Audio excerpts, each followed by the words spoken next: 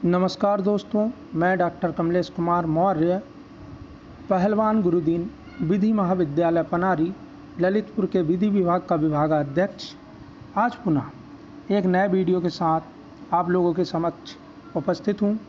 आज के इस वीडियो में हम जानेंगे समन क्या है और इसकी तामील कैसे कराई जाती है।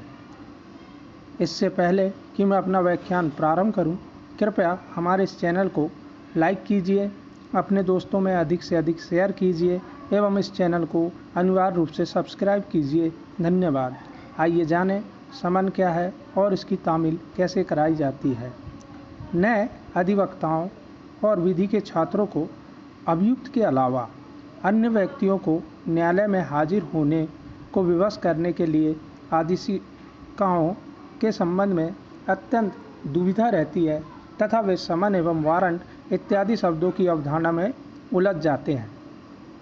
इस वीडियो के माध्यम से वारंट, समन और उद्घोषणा तथा कुर्की के संबंध में कुछ विशेष जानकारियां प्रस्तुत की जा रही है। आइए जानें समन क्या है। दंड प्रक्रिया संहिता 1973 की धारा 61 से लेकर 70 तक में समन संबंधी प्रावधान किए गए हैं। इन प्रावधानों में समन का जारी किया जाना और समन की तामील से संबंधित समस्त प्रावधान रख दिए गए हैं। किसी भी स्वस्थ विचारण के लिए यह आवश्यक है कि उससे संबंधित सभी कार्रवाई अभियुक्त की उपस्थिति में हो।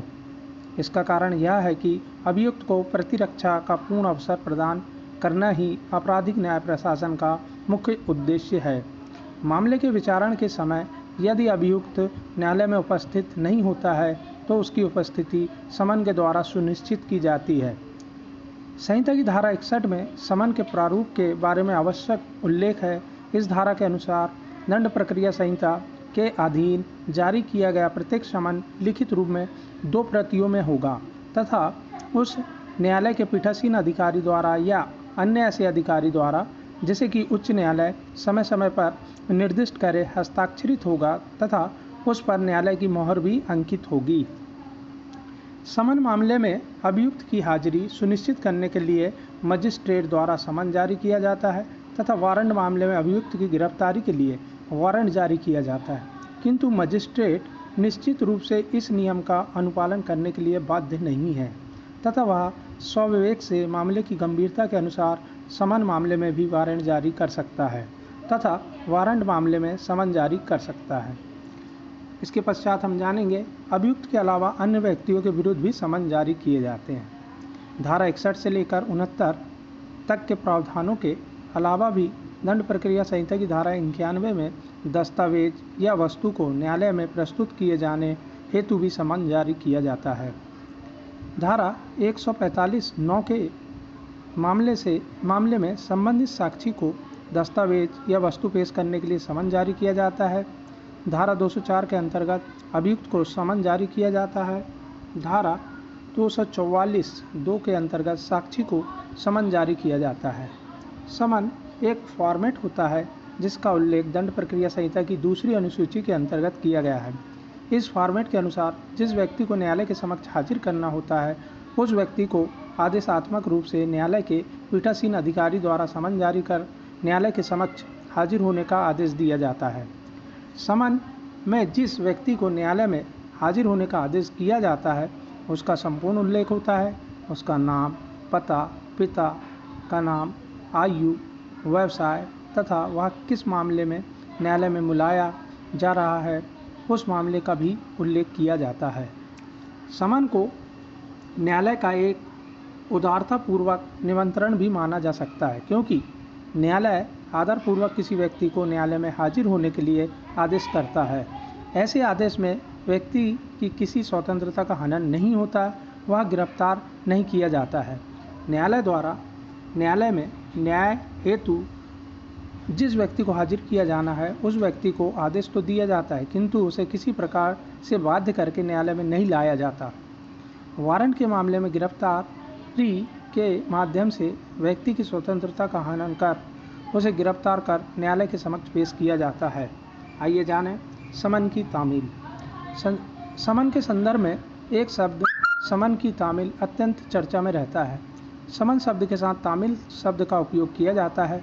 समन की तामील के विषय पर संहिता की धारा 62 दी गई है। इस धारा के अंतर्गत समन की तामील कैसे की जाए, इस पर विस्तृत प्रावधान किया गया है।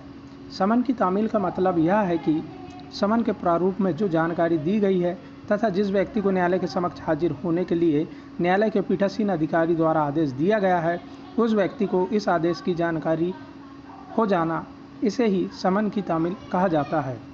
समन की तामील का मूल अर्थ यही है कि बुलाए गए व्यक्ति के संसर्ग में यह आदेश आ जाए। आइए जानें, धारा 62 के अंतर्गत समन की तामील की विधि बताई गई है।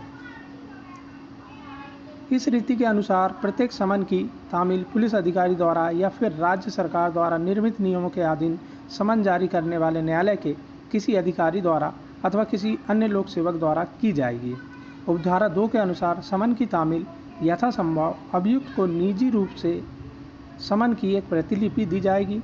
उपधारा 3 के अनुसार अधिकारी अपेक्षा करे तो समन में नामित व्यक्ति समन की दूसरी प्रति के पृष्ठांकन भाग पर रसीद के रूप में अपने हस्ताक्षर कर देगा।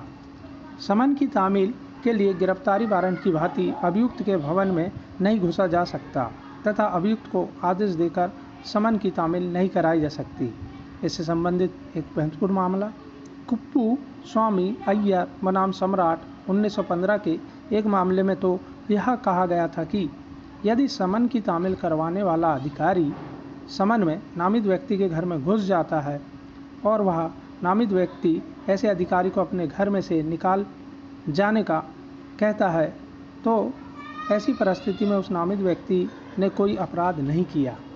आइए जानें, समन की तामील से बचने के परिणाम। जब किसी व्यक्ति को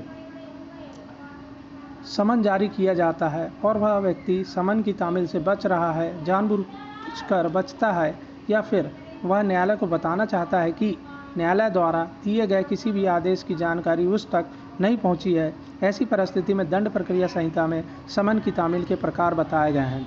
धारा 64 के अंतर्गत समन की तामीली की प्रक्रिया में जब समन तामीली अधिकारी द्वारा सम्यक तत्परता बरत जाने के बाद भी समन किया गया व्यक्ति नहीं मिल पा रहा है, तो ऐसी परिस्थिति में समन की तामील उस व्यक्ति के घर के किसी ऐसे वयस्क पुरुष को व्यक्तिगत रूप से की जाएगी जो उसके साथ रहता है।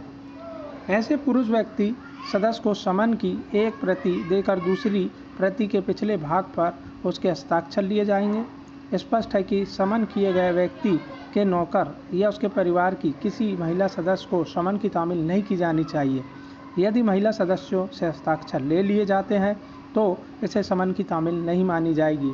दंड प्रक्रिया संहिता की धारा 65 में प्रावधान है कि यदि कोई व्यक्ति जिसे समन न्यायालय द्वारा जारी किया गया है वह तामील से बचने का प्रयास कर रहा है और ऐसे में धारा 63 में बताई गई प्रक्रिया को अपनाया जाना संभव नहीं है, तो ऐसी परिस्थिति में धारा 65 से काम लिया जा सकता है। धारा 65 के अंतर्गत उस स्थिति में समन की तामीली की रीति बताई गई है जब संबंध की तामील दंड प्रक्रिया संहिता की धारा 62, 63, 64 में विहित प्रक्रिया के अनुसार नहीं कराई जा सकती है। इस धारा के अंतर्गत जिस व्यक्ति को समन जारी हुआ है उसके निवास स्थान पर जिस पते पर रहता है उस पते पर समन की एक प्रति चस्पा कर दी जाती है और ऐसी जगह लगाई जाती है जहां से सादृश्य भाग हो सके, जिससे अभियुक्त स्थान से सरलतापूर्वक चस्पा समन को देखा जा सके, जैसे घर के ठीक सामने मुख्य द्वार या कोई खिड़की पर। आइए जानें, क्षेत्राधिकार के बाहर समन की तामील। न्यायालय से क्षेत्र अधिकार के बाहर समन की तामील के मामले में समन उस संबंधित क्षेत्र के मजिस्ट्रेट को प्रेषित किया जाता है तथा उस मजिस्ट्रेट द्वारा नियत व्यक्ति द्वारा समन की तामीली ली जाती है। आइए जानें, इसके पश्चात साक्षी के मामले में डाक द्वारा समन की तामील।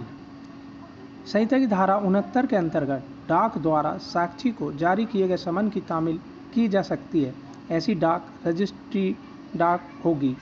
जब साक्षी समन की तामील स्वीकार करने से या पोस्ट पर हस्ताक्षर करने से इनकार कर देता है या डाक विभाग के अधिकारी से साक्षी ने समन लेने से इनकार कर दिया है या समन लौटा देता है, तो उस स्थिति में समन जारी करने वाला न्यायालय समन के संबंध में तामीली की उद्घोषणा कर सकेगा। आई होप यह वीडियो आपको बहुत पसंद आया होगा। धन्यवाद।